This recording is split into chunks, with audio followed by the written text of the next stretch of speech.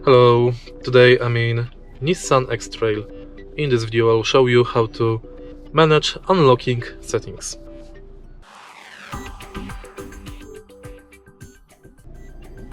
In the beginning, take a look at the instrument cluster display and navigate through it using this panel on the steering wheel.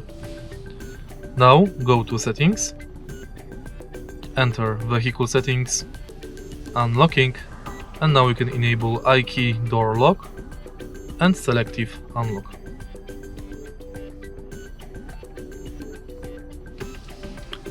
If you find this video helpful, please leave like, comment and subscribe.